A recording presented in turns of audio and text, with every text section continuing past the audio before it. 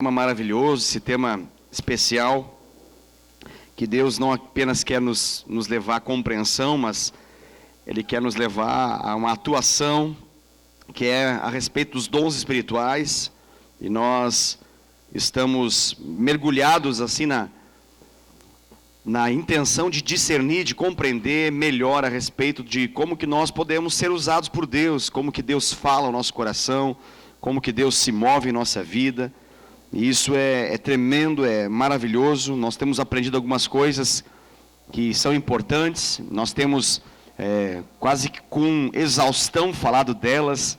E isso é intencional, isso não é para ocupar tempo, não é para encher linguiça, não é para gastar o tempo do Tadel, mas nós temos assim nos detido nessa compreensão, e não é apenas para que a nossa mente saiba identificar cada um dos dons espirituais, mas a nossa intenção ao ministrar a respeito disso de forma assim tão exaustiva é que nós possamos, ao final de um Tadel, no decorrer do nosso dia a dia, ao longo dos nossos dias aí, nas mais diferentes circunstâncias que nós vivemos, que nós possamos identificar a voz de Deus, que nós possamos entender como que Deus interage conosco, como que é esse tal falar de Deus, como que Deus se comunica conosco, como que Ele opera em nossa vida, como que a gente consegue compreender essa voz do Senhor, porque isso é chave para a nossa vida, isso é um segredo espiritual que garante sucesso na vida de um crente. E eu digo para você que isso é o que faz a diferença de crentes que vivem de uma maneira espiritual, de outros que vivem não de uma maneira espiritual, ou seja, de uma maneira carnal, de uma maneira natural, de uma maneira controlada por aquilo que vem com seus olhos. E é possível ser um crente assim? A gente sabe que é. É possível nós vivermos apenas com a garantia da salvação eterna. É possível nós termos a certeza de que Deus manifestou o seu amor na nossa vida, e que nós vamos morar no céu, e que Deus é bom, e que as bênçãos dele se manifestam na nossa vida. Isso tudo é muito bom, é maravilhoso, é maravilhoso. Isso acontece na vida de todo crente genuíno que se entrega a Jesus. A gente tem conversado sobre isso. No nosso dia a dia, nós temos tido experiências do quanto Deus é bom. Deus é maravilhoso. Ele cumpre as suas promessas em nossa vida. Ele faz as coisas acontecerem. Isso é tremendo. Se nós tivéssemos a oportunidade de abrir o espaço aqui para que nós pudéssemos testemunhar a respeito do que Jesus faz, faltaria espaço nessa noite, com certeza. Não apenas nessa noite, mas talvez ao longo de muitas e muitas noites, para nós mostrarmos, testificarmos, testemunharmos a respeito daquilo que Deus faz em nossa vida. É ou não é verdade isso que eu estou falando? Quantas coisas Deus já fez na sua vida? Imensas, maravilhosas, tremendas. É interessante que, conforme você vai buscando essa profundidade no Senhor, essa entrega, experimentando aquilo que nós ministramos esse domingo, a respeito de se lançar nesse profundo do Senhor, que Deus nos chama para essa realidade, nós temos avançado nisso, a nossa percepção do quanto Deus nos abençoa, ela vai aumentando. Porque a verdade, Deus nos abençoou sempre, mas a partir da aliança que nós firmamos com Ele, desde o momento que nós entregamos nossa vida ao Senhor, a impressão que nos dá é que Ele abriu os nossos olhos para nós percebermos o quanto Ele atua em nossa vida. Isso é maravilhoso. E eu garanto para você que na vida de todo crente, Deus atua e atua muito. Na vida de todo cristão verdadeiro, Deus atua e atua muito. Mas o que nós estamos falando aqui não é maneiras de nós sermos abençoados. O que nós temos falado nesses dias aqui não é o modo como Deus nos abençoa. Quais são os segredos para que nós possamos prosperar, para que nós possamos ter saúde física, para que nós possamos ter saúde emocional, para que a gente possa ter cura nos nossos relacionamentos, para que a gente possa ter uma boa administração financeira, para que a gente possa ter uma família segundo a vontade de Deus, para que nós possamos ser pais segundo a vontade de Deus, para que nós possamos educar os nossos filhos segundo a vontade de Deus. Isso é bênçãos que nós precisamos aprender. E os cultos de celebração se encarregam disso também. E alguns momentos também aqui no Tadel nós falamos a respeito disso. Mas o que nós estamos falando nesses dias não é apenas de como que nós somos abençoados, mas a nossa grande intenção é de como nós podemos ser bênção na vida dos outros. A grande sacada desses dias, quando nós falamos a respeito de dons espirituais, é compreender que os dons espirituais não é para nós nos auto-abençoarmos, Não é para nós nos autosservirmos, mas os dons espirituais, eles estão a serviço de Deus, para que a bênção do Senhor se manifeste na vida das pessoas que me cercam. Isso é tremendo. Isso é chave de compreensão. Porque se eu não entendo isso, eu terei dificuldade de entender a importância, a relevância e o uso dos dons espirituais. Porque eu não vou ficar atento à ação de Deus através da minha vida para a vida das pessoas que me cercam. E eu vou me limitar a só compreender como que Deus pode me abençoar. Você consegue entender o que eu menciono? Então, se eu não mudar essa chave na minha vida e viver uma vida no meu cotidiano com essa chave alterada da posição de eu para a posição de o próximo, então eu não vou ser bem sucedido na compreensão e na manifestação, na ministração dos dons espirituais, para que Deus possa abençoar a vida das pessoas à minha volta.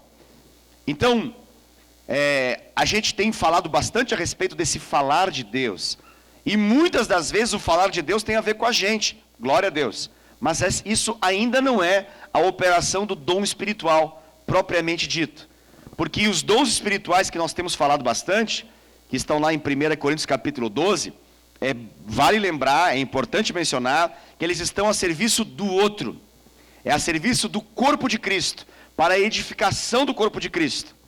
Então, é importante você entender que tudo que nós estamos falando a respeito de dons espirituais, serve para que você possa abençoar as pessoas com quem você se relaciona. Seja a sua família, seja os seus companheiros de trabalho, seus colegas de trabalho, seus colegas de aula, as pessoas que se relacionam com você na sua célula, as pessoas que você cuida de algum modo, seja através do discipulado, através de um mentoreamento, através de um aconselhamento, de forma eventual isso pode acontecer, as pessoas que você se relaciona lá de vez em quando, que você tem pouco contato. A grande sacada é ficar com essa chave alterada para a posição de eu estou atento à voz de Deus, para que Deus possa me usar e eu possa compreender a vontade dele e ser bênção, ser eficaz, ser efetivo. Isso é a coisa mais maravilhosa da vida cristã. Eu garanto isso para você. É a coisa mais maravilhosa da vida cristã. Por que eu falo isso? Porque nenhuma bênção que Deus pode nos dar se compara com aquilo que Ele nos dá na vida eterna.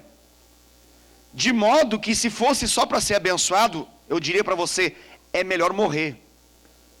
Porque nós já temos a garantia da salvação. Então já era melhor que nós morrêssemos. E uma vez que a vida eterna está garantida, tudo que nós precisamos já nos será dado de forma plena. De modo que nós nunca mais iremos precisar de nada. Porque tudo que nós precisamos já será nos dado. Pronto. Maravilha, está garantido. A grande questão é perguntar, por que eu estou vivo? Se o final da minha história já está garantido, por que eu ainda tenho que percorrer alguns 40 anos, 60 anos para alguns jovens que tem aqui, para alguns um pouco de mais idade, talvez mais uns 30 anos, uns 20 anos, talvez, não se sabe, talvez para alguns meses a mais, poucos anos a mais, eu não sei, mas por que a gente está vivo nesse negócio? Essa é a grande questão. E eu quero dizer para você que a gente está vivo porque Deus quer nos usar para abençoar outras pessoas. Deus quer nos fazer agentes dele, para manifestar os seus milagres, para manifestar a sua glória, para manifestar o seu poder. Isso é a coisa mais maravilhosa. Porque você está ouvindo algo que está dizendo o seguinte para você: Deus não usa só pastores, Deus não usa só apóstolos, profetas, líderes eclesiásticos, líderes de igrejas. Deus é um Deus que quer se revelar e se manifestar na vida de todo aquele que crê. E quer fazer com que todo crente tenha a experiência de poder dizer ao final do dia: hoje eu fui usado por Deus. Hoje Deus me usou para impactar, para transformar, para mudar a vida de alguém. Isso é tremendo, tremendo, extraordinário, espetacular. Eu fico imaginando, né? Nós estamos vivendo num momento do Brasil, e talvez em muitas nações, com essa facilidade por meio da tecnologia, dos aplicativos, de novas formas de trabalho. Então, há um mover e um movimento interessante, é bênção. Alguns dos nossos amados irmãos estão entrando nisso, seja para uma renda complementar ou até mesmo para ser a renda oficial, que é ser Uber, né? Ou ser um motorista de aplicativo, seja qual for, seja Uber, Táxi 99 ou qualquer outro. Uau! Isso é tremendo! Isso é maravilhoso! Porque além de ter a garantia de uma renda extra, ou ser a renda oficial através disso, nós temos uma coisa poderosa que é o quê? Nós temos a capacidade de nos relacionar com muita gente. Muita gente. Com quem pega Uber ou quem pega algum tipo de aplicativo, sempre é comum você dar uma olhadinha, pelo menos para saber quem que vai te atender, né? Às vezes talvez você olha a foto, com certeza você está ali percebendo a placa, a marca do carro, o modelo do carro.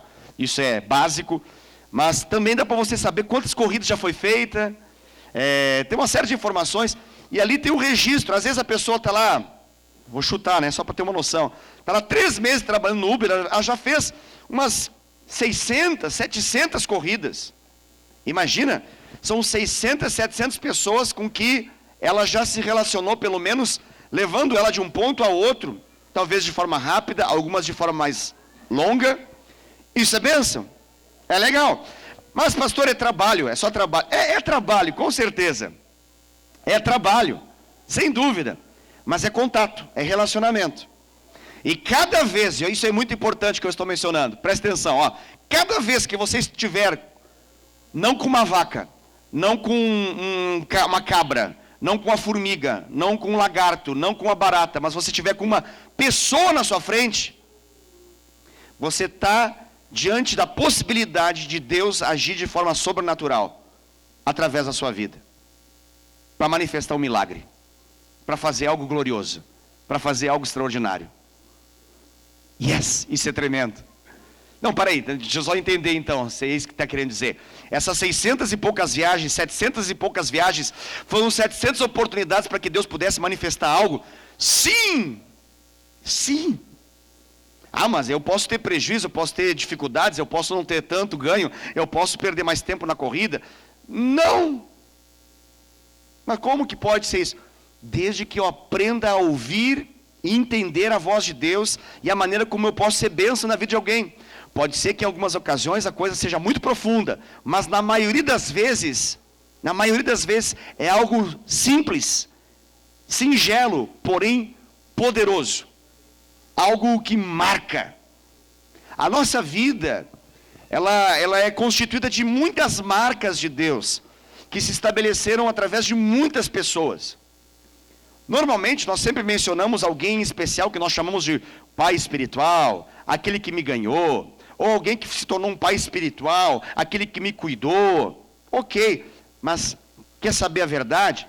Nós somos a elaboração maravilhosa de Deus, formada por muitas pessoas que passam a nossa vida e em nome do Senhor marcam a nossa história. Isso é tremendo.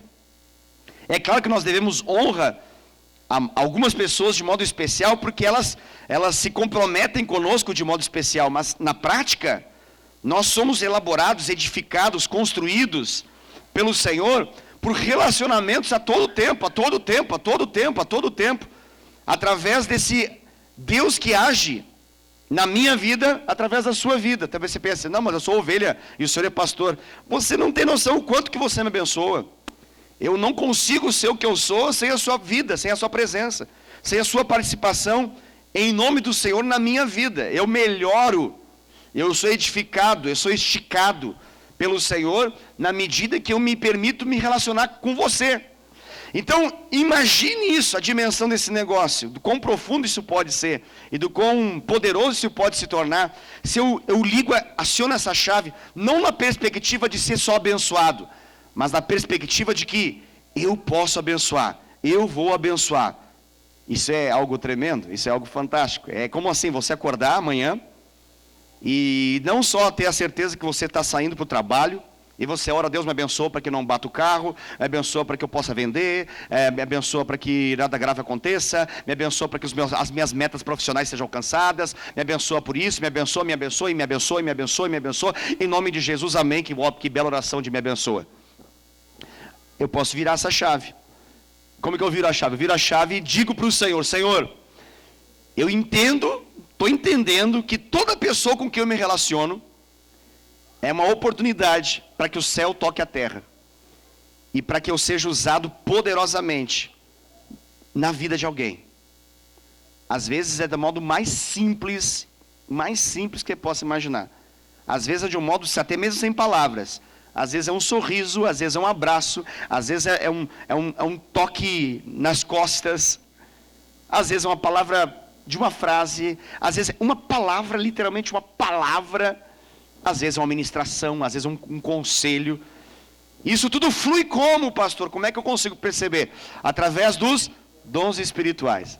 É isso que eu estou tentando dizer, já na 14ª ministração sobre dons espirituais. Eu estou tentando garantir na sua mente, no seu coração, de que esse agir de Deus, ele não precisa ser assim, tão espalhafatoso quanto nós costumamos esperar. E muitas pessoas, muitos crentes, eles ficam assim, angustiados, e até mesmo assim, chateados consigo mesmo, porque eles dizem: eu não consigo ser assim. Eu não consigo ser bênção como essas pessoas que falam a respeito do tal ouvir de Deus e agir em nome do Senhor. Eu não consigo. E na verdade é porque eles ainda não compreenderam que precisa virar essa chave. É virar a chave. Vira a chave e permite que essa sintonia com o Senhor dê a Deus o direito de usar a sua vida. Isso vai acontecer na maioria das vezes de modo simples. Nós temos dito quase como uma frase de efeito, que os dons, eles manifestam algo como um resultado poderoso, mas o processo é simples. O processo, da maneira como Deus fala, é simples, mas o resultado é sempre grandioso, é sempre maravilhoso, é sempre extraordinário. E isso é muito importante, nós termos isso claro no nosso coração. Para falar a respeito de dons de revelação, por sinal, quais são os dons de revelação mesmo, que a gente está falando tanto, né? Os dons de revelação. Por sinal, quantos dons são os dons espirituais? Quantos dons mesmo são? São 9 dons, exatamente. Olha que informação importante. 9 dons espirituais. Qual é a passagem da Bíblia mesmo? Isso é importante para ajudar, tem gente que está chegando hoje, né? A gente está num culto internacional aqui.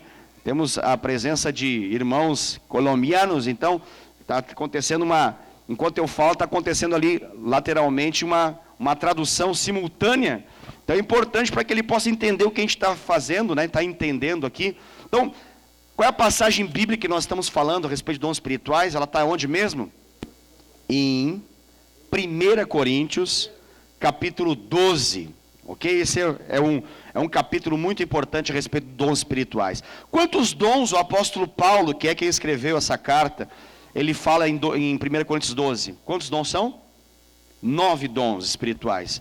Nós podemos, por uma questão didática, nós compreendemos que existem 3 categorias para esses 9 dons espirituais.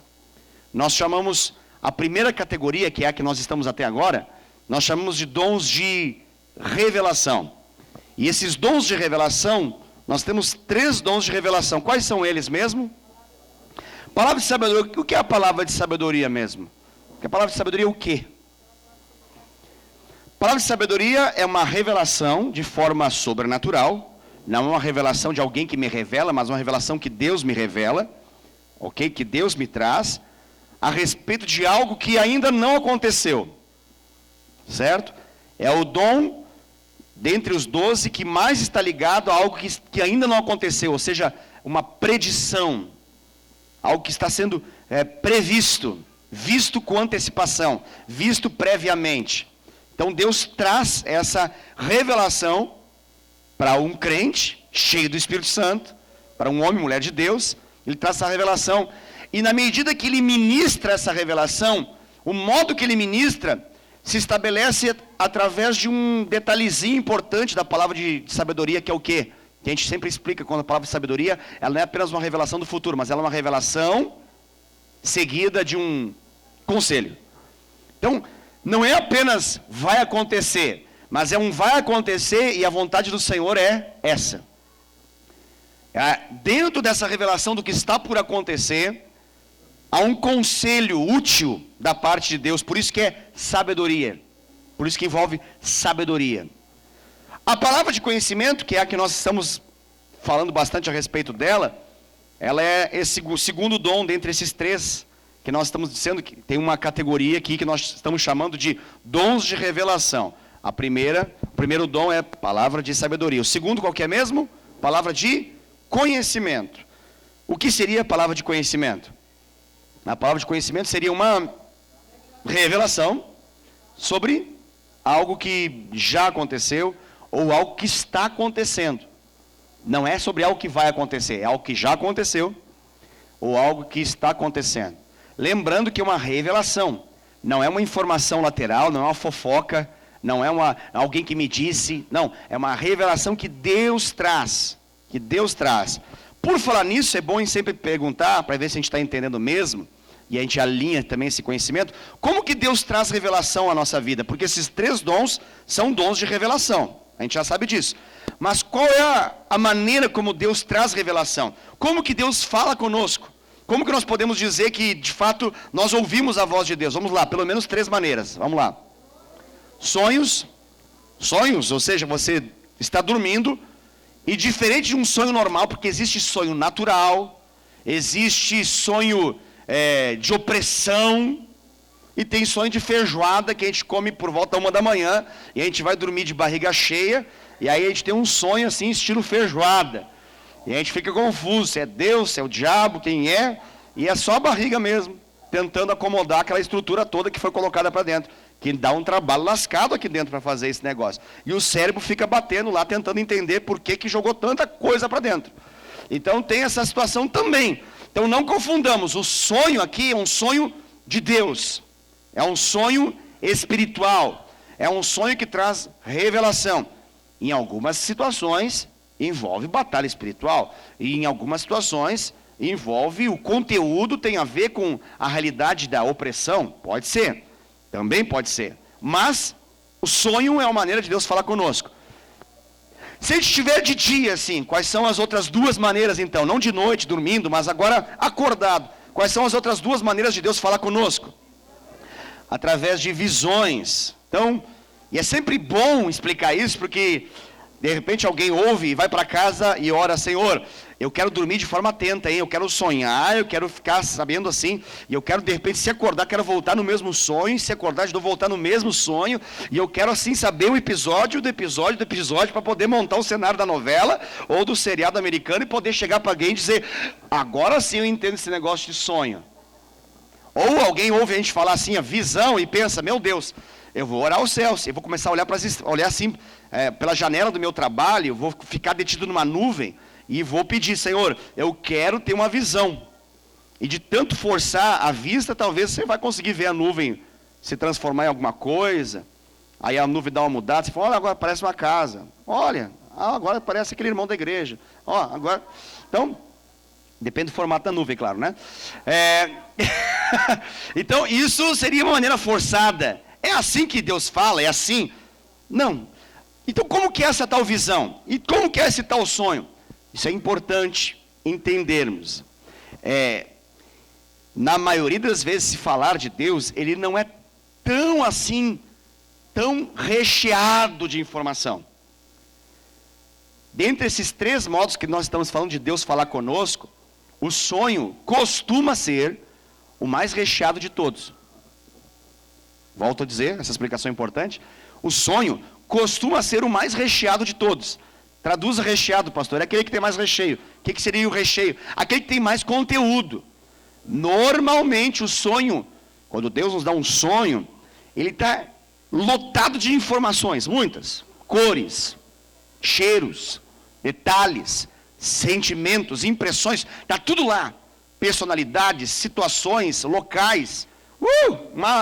Uma informação que ao final, se você coloca num papel, ou se você começa a tentar organizar, ao final você tem muita informação a respeito daquilo que Deus está falando com você por meio de um sonho. Ok. E visão, como que costuma acontecer?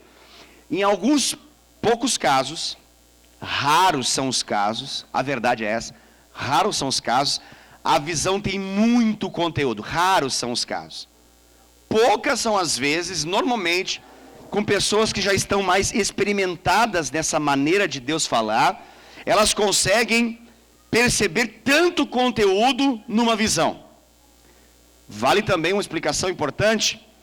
Visões estilo bíblicas, aquelas que a gente percebe que os profetas tiveram, ou que alguns homens e mulheres de Deus tiveram na Bíblia, visões bem recheadas, posso lhe garantir, costumam ser raras esse tipo de visão. Então não é visão o resto, pastor? Não. Na maioria das vezes Deus traz visões, sim, mas elas são como que frames, assim, como que fotos de um filme. Você sabe que um filme é composto de muitas fotos, né? Então é como se fossem fotos. Fotos. É como se tivesse uma foto e fosse retirada. Uau, assim, pastor? É mais ou menos isso. É talvez o modo mais simples que eu consiga lhe mencionar. Você está vivendo a sua vida. Você não precisa olhar para o céu. Você não precisa olhar para a lua ou para alguma estrela. Não há necessidade de um local no qual você vê. Tem que ser para lá, tem que ser para o lado de cá, tem que ser para o lado de Meca, tem que ser para o lado de Jerusalém, tem que ser para o lado da cidade onde eu nasci, tem que ser para o lado da igreja. Não, tem nada disso. Do nada, de repente, vem essa imagem. E essa imagem, ela é forte o suficiente para que você possa entender, uou, nossa, tive um... Aí você vai dizer, no começo você vai dizer assim, tive que, como uma visão, não sei explicar bem, mas eu acho que eu tive uma visão. Como uma visão? Parece uma visão, não sei se é uma visão, mas acho que é uma visão. Eu estava aqui, veio como que um flash assim. A pastor, é déjà vu? Não, é mais do que isso. Se fosse déjà vu, é só em relação a coisas que já foram, que dá a impressão de que vai acontecer, enfim. Não, isso é uma ciência daí. Aí é uma ciência da mente, envolve outras realidades. Então o que é, pastor? É isso, é a minha tentativa de explicar para você entender. Essa visão, ela é como que uma imagem, duas, às vezes umas três, que vem para alguma situação que você está olhando. E ela vem como uma informação de revelação para algo que Deus quer fazer, ou para algo que Deus quer mostrar, ou para algo que Deus quer que você entenda, que você julgue, que você tenha discernimento. Então nós temos o modo do sonho, nós temos esse modo da visão, e nós temos o testemunho interior, que é o modo que Deus mais usa na nossa vida. Eu garanto para você, mas eu garanto totalmente para você. O modo mais usado por Deus na sua vida para poder falar ao seu coração é aquilo que nós estamos chamando aqui de testemunho interior. Como assim, pastor? Como que é esse testemunho interior? Testemunho interior está dizendo que não é lá de fora, não é informação que eu vejo, não é uma informação externa, ela acontece aqui dentro. É uma coisa assim que se mistura em algum lugar das nossas entranhas. Em algum lugar onde algum dia talvez a gente descubra aonde de fato fica alojado esse tal de espírito humano. Por quê?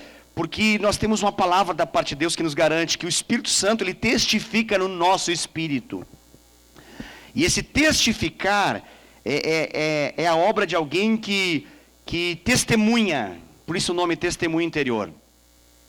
Testificar é essa obra de alguém que chega na história e fala, olha, eu garanto que é isso aí, eu assino embaixo, eu coloco o meu sinal, a minha sina aqui, eu assino essa história e digo, é isso aí, a minha firma está aqui, registrada.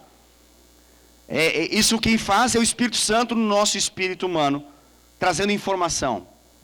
E isso costuma ser com pouco conteúdo. E por ser com pouco conteúdo, nós costumamos desprezar. Nós costumamos rejeitar, rechaçar. Nós costumamos deixar de lado. E isso é um perigo, um problema, porque faz com que a nossa vida não seja uma vida no Espírito. E eu falo tanto sobre isso, porque eu quero assim, em nome de Jesus, tem sido a minha oração, E eu insisto nisso para poder que você possa clamar por isso. Clamar para que você tenha essa percepção do quanto Deus traz testemunho interior, testemunho interior, testemunho interior. Isso é bênção, pastor. Isso é a vida para nosso ministério.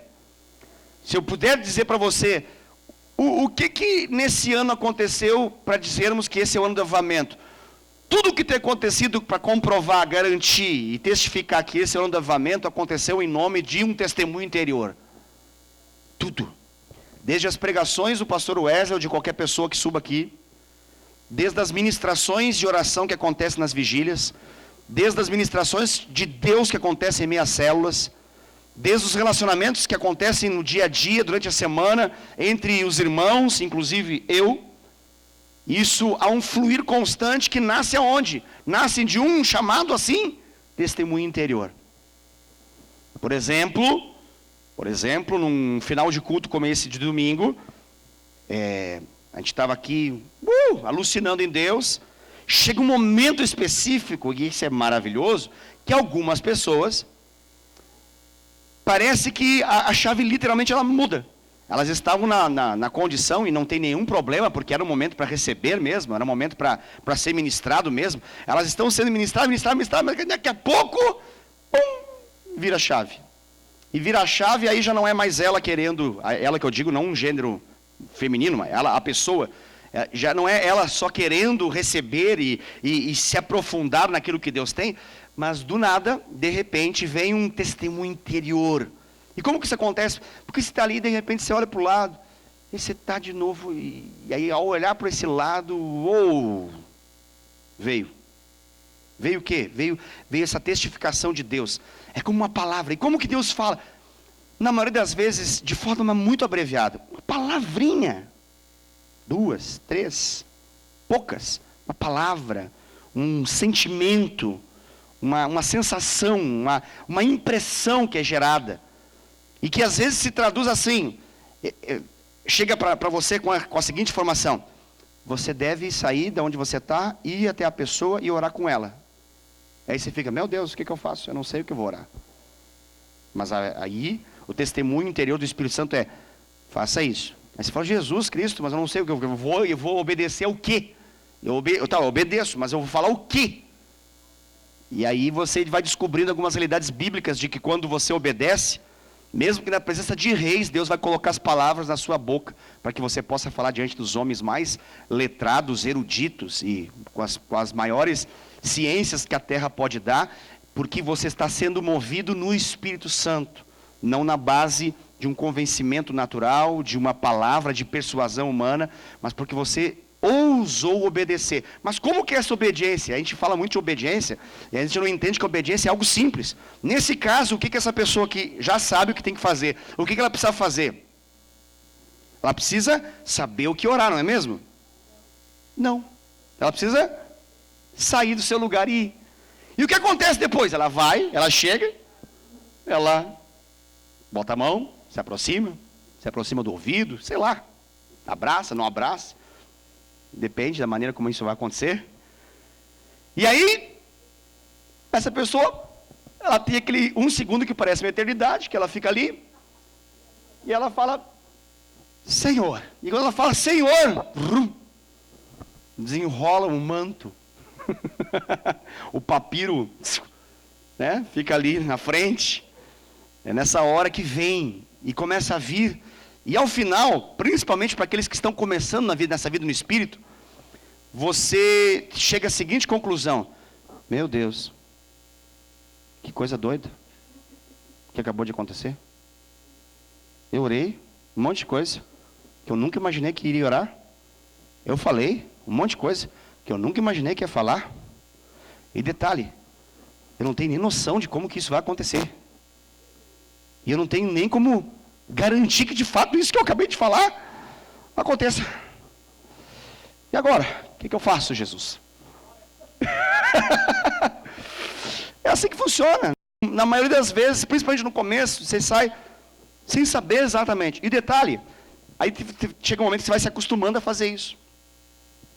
E aí vem as pessoas para você depois, dando os resultados daquilo que você fez em nome do Senhor. E elas dizem para você o seguinte: eu estou tão feliz aquele dia que você orou comigo, lembra? Aí você fala, lembro, do dia eu lembro. Você orou, lembra aquilo que você orou? Lembro. Não dá. Por quê? Porque não era meu. Não era um conteúdo do qual eu tinha garantia de ter que lembrar. Porque eu fui naquele exato momento um porta-voz, eu fui como um megafone. Algo que simplesmente passou pelo, mas não é dele. E chegou no outro lado, chegou na pessoa. E quem garantiu esse processo, ao final, foi Deus. Quem garantiu a conclusão dessa situação foi Deus, porque a glória é dele, é para ele, é assim que funciona. Voltamos então aos dons, para poder fechar e arrematar essa noite. Então nós temos os dons de revelação, palavra de sabedoria, palavra de conhecimento, e o último, que está ficando cada vez mais fácil a gente entender, porque a gente já está entendendo bastante a respeito da tal revelação, que é o discernimento de espíritos. Discernimento de espíritos. E que aponta para o quê, pastor? Aponta para a capacidade que Deus dá de forma sobrenatural, detalhe, isso é importante, de modo sobrenatural, que dota, capacita, faz com que um crente cheio do Espírito Santo possa discernir uma realidade que não poderia ser discernida de outro modo. E isso é tremendo, porque é um caminho de sucesso que se abre. É um caminho de eficácia, de garantia de vitória diante de alguma realidade que está travada, que está impedida, que não pode ser superada, que não pode ser vencida. Isso é lindo, é maravilhoso, é espetacular. Isso faz com que a gente possa saber quando a gente dá um remédio, quando a gente dá um conselho, e quando a gente dá uma palavra de sai, Satanás. É assim. Porque se a gente não sabe, no Senhor, a gente pega o remédio e dá remédio para o endemoniado. A gente pega o doente e fala sai, Satanás. Está entendendo? E a gente fica confuso sempre com esse do meio aí, que é o lado da alma, que a gente não sabe se é demônio, se é carne, o que é. Então, traduzindo, se a gente não tem esse discernimento de espíritos de modo forte e poderoso, a gente tem uma tendência de errar o que dá. A gente entrega o que não é para entregar. E sai achando que está abalando. Fala, não, agora acertei. Troquei o medicamento dela, agora vai. E passa meia hora. Não, não era medicamento. Era outra coisinha. E às vezes tem aí você fala, com certeza é. Aí passa uma meia hora e você descobre, meu Deus, não era de demônio, eu vou te matar. Mas era uma alma clamando por atenção. Era uma pessoa completamente entrega à necessidade de que pessoas estivessem à sua volta para lhe abraçar, para poder dizer que ama, para poder dizer que é valiosa, para poder dizer que é importante, para poder tratar a sua alma. E que tinha uma aparente manifestação demoníaca que na verdade não era um demônio. Mas era uma alma inquieta, uma alma bagunçada, que uma vez provada pelo discernimento, se provou que não era demônio. Era uma alma que precisava ser curada. Por que essas cenas assim, pastor? Porque nós somos tríade. Eu não sou só corpo. Eu sou corpo, eu sou alma, eu sou espírito. Se eu quero alimentar o meu espírito, não adianta comer feijoada, comer pizza, churrasco. Não adianta. Se eu quero alimentar a minha alma, não necessariamente eu vou conseguir resolver os problemas da minha alma simplesmente me indo para o monte orar de maneira pentecostal. Não necessariamente. Porque tem aspectos da alma que vão precisar ser tratados através desse caminho que é a alma. E a explicação está fácil, né? Qualquer situação que não seja adequada àquela área não vai trazer o resultado esperado. Se eu não entendo isso, eu entro em conflito. Por exemplo, discernimento de espíritos faz a gente ser assertivo nos quesitos dificuldades de relacionamento. Porque existem algumas dificuldades de relacionamento que nós dizemos assim, isso aqui é porque a gente não se dá bem, porque a gente é muito diferente, porque a gente é muito oposto um do outro. Eu sou colérico, o outro é fleumático, eu sou sanguíneo, o outro é melancólico. E a gente vai para a análise do temperamento, a gente vai para a análise da alma, a gente vai analisando esse com esse, dá certo. Faz quase que um mapeamento estilo zodíaco, né? Não, se eu sou de Áries, então tem que apurar aquela coisa meio... Né? Que não tem absolutamente nada a ver, porque por trás desse zodíaco é a compreensão de que quem governa a nossa vida são os astros e não Deus. E a gente não crê nisso. A gente entende como uma grande balela de Satanás para enredar as pessoas por meio dessa ideia de horóscopo e coisas do tipo. Mas eu só estou mencionando porque tem muitas pessoas que só fazem leituras assim.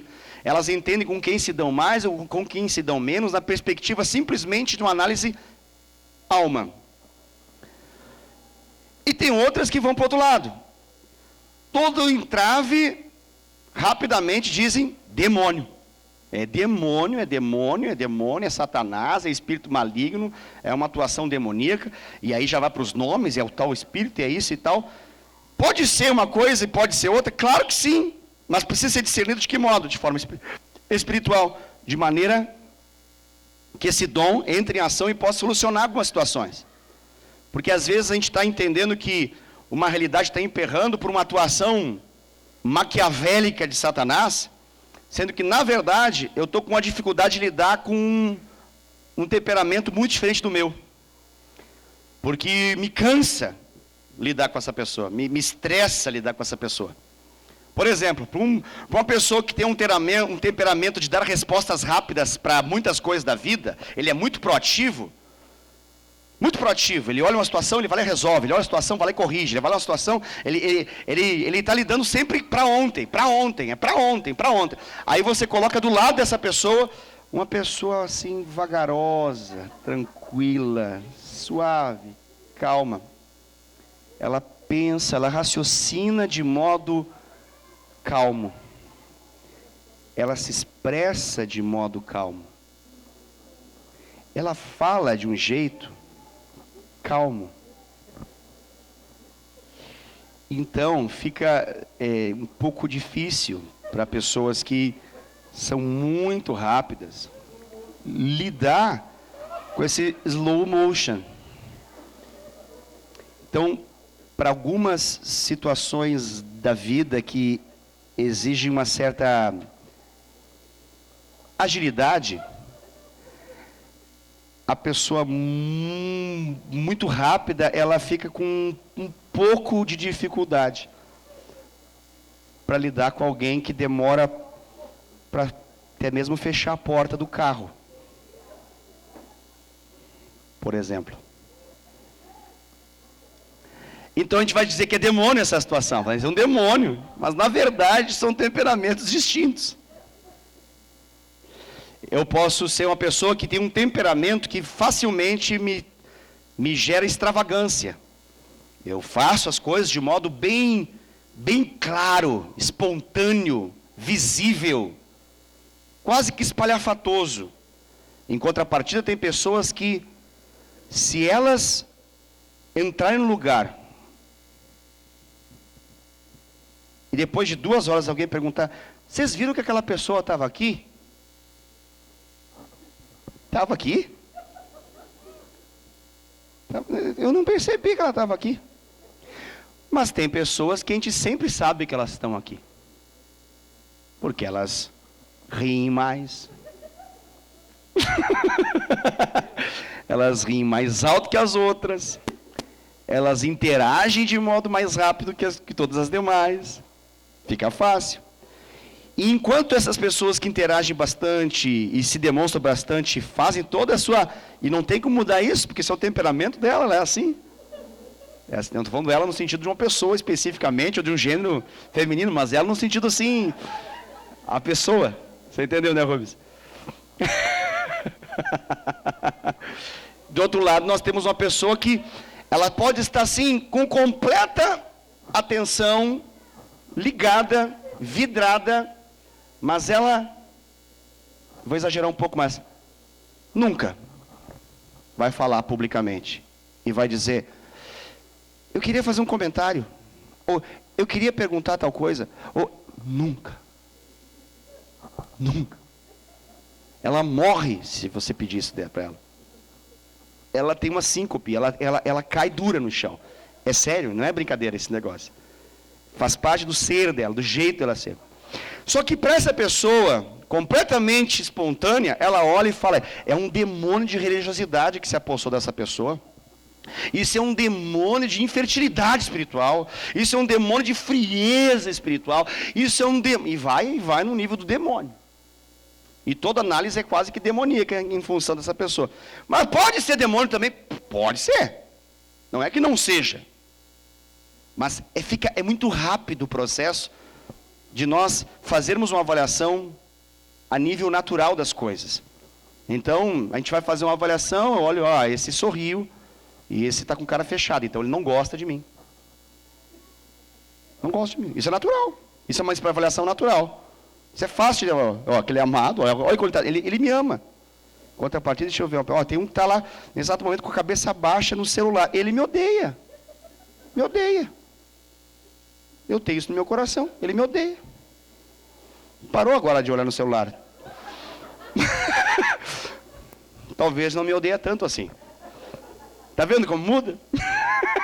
Se eu fizer uma avaliação em função disso, imagina quais conclusões verdadeiras eu vou chegar ao final de um dia. Eu vou ficar louco. Aí eu vou para a internet, mostrar para a internet, para as minhas redes sociais, os que me odeiam, os que me amam, as pessoas que me frustraram esse ano. Estou muito frustrado com essas pessoas. Aí você vai ver algumas frustrações, é basicamente que nem o irmão que agora voltou a olhar o celular enquanto estou falando. Dá igual. Aí você fala, mas será que esse irmão não te odeia mesmo, pastor? Pode ser, irmão, mas eu não posso chegar a essa conclusão com base nessa experiência, porque talvez tenha alguma coisa muito importante acontecendo naquele celular. Pode ser, mais importante do que me ouvir. Pode ser. Pode ser. Você consegue entender isso? Agora o que acontece? Muitas pessoas fazem a avaliação de modo natural e na primeira vez tem uma experiência assim e falam: gostei não, hein? Não bateu. Não sei o que é, mas eu cheirei e não gostei.